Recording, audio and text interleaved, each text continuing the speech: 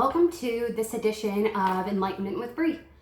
Today we're going to go over the top 5 things that all Americans should know about their health insurance. Starting with what a deductible is, defining a max out of pocket, different network types and why it really matters, super easy ways to find all the comprehensive plans that are available to you, and then lastly, where are you going to find the most value and the best pricing? So we'll take a look at all of those things in this edition. So let's start with what a deductible is. I get this question a lot, but actually probably not enough because a lot of people are too scared to ask what a deductible is. So here's what a deductible is. It's simply the amount you pay for covered healthcare services before your insurance plan starts to pay. So let's say you have a $2,000 deductible, and so you meet that $2,000 deductible because you paid for all those medical expenses leading up to that $2,000. Once you meet it though, now the health insurance company is going to help with some of the cost sharing. That's usually known as co-insurance when you hear like 80-20 or 70-30. But that's all deductible is. If it's a $2,000 deductible, you just have to meet that amount before the insurance company starts contributing anything. Let's move on to our second topic, which is defining a max out of pocket. Now, I am extremely passionate about this because not a lot of plans have them anymore, and that's why medical debt is at an all-time high right now. But to start, defining what a max out of pocket is just simply the most you could be out of pocket in a policy or calendar year before the insurance company starts picking up the expenses 100%. So if you have a max out of pocket of, let's say, $7,000, but you, God forbid, have an $800,000 brain surgery. Okay, well, your max out of pocket, the most you're out of pocket is $7,000. The insurance company picks up the rest of the expenses. Have to be careful though, because only comprehensive and major medical plans have true max out of pockets. Typically a short-term plan, a limited benefits plan, a indemnity plan, they're all going to set limitations on how much they're going to contribute towards your bill. This can be a little scary because let's say you get that $800,000 bill and they say they only contribute $400,000. Well, then you end up owing $400,000. Or let's say that they're very kind and they tell you that they contribute $750,000 towards your $800,000 brain surgery. Well, you still owe $50,000. So you have to ask yourself, what types of bills are you most scared of? Because I know personally that I am healthy, I never really go to the doctor, but I'm terrified if I am doing some yoga maybe and I end up tearing my ACL and going to the hospital, maybe needing surgery, and next thing you know, I have a $50,000 to $60,000 bill. And if I'm on a comprehensive medical plan, then I know that I have a set max out of pocket of $7,000.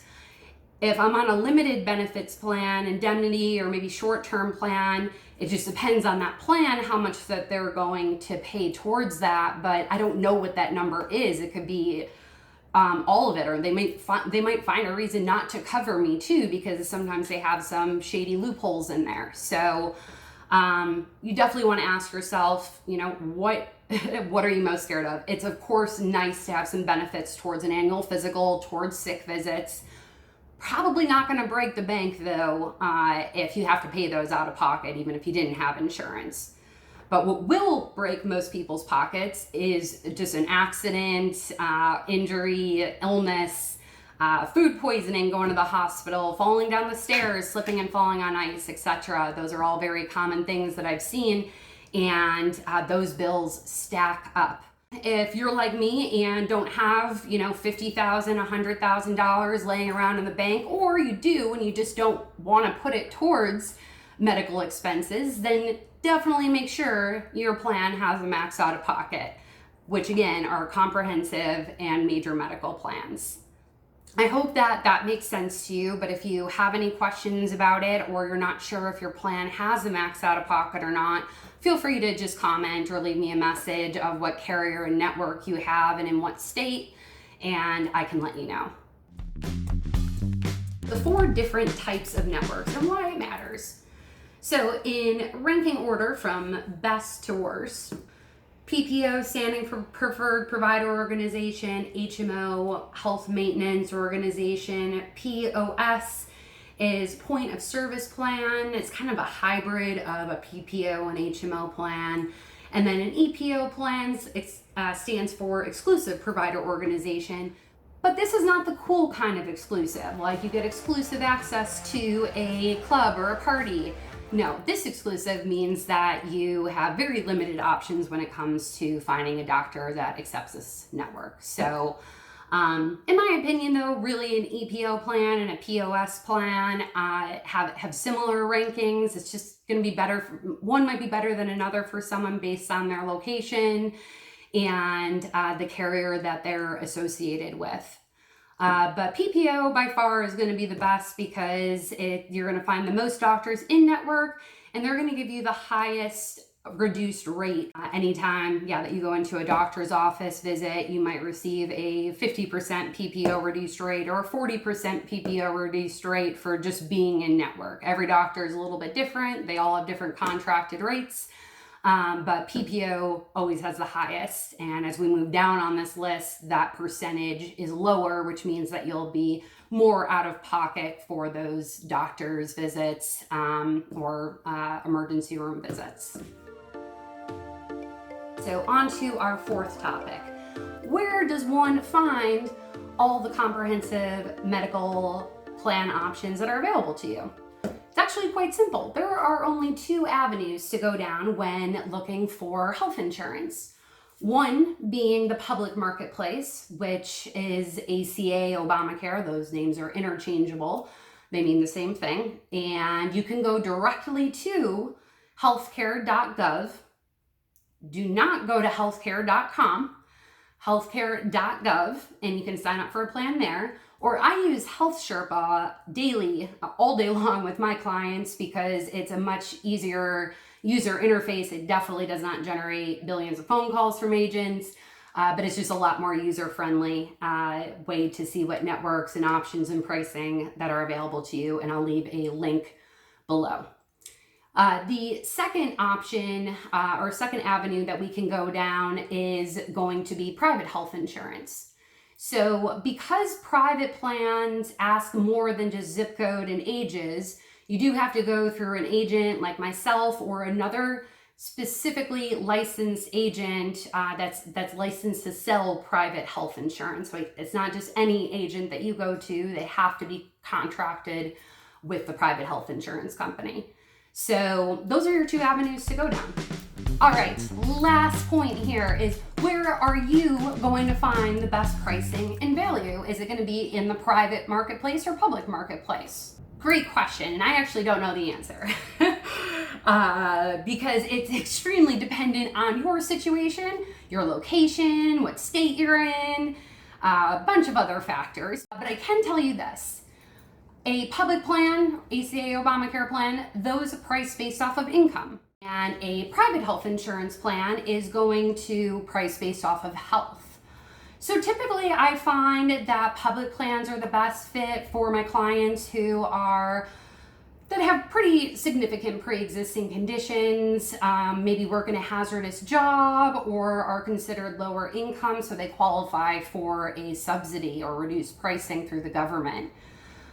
These plans do price based off of your gross household adjusted annual income.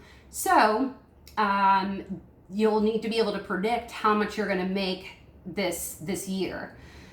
That's why it can be a little bit tricky, especially for people that are small businesses or owners and people that are self-employed, contractors, freelancers, etc.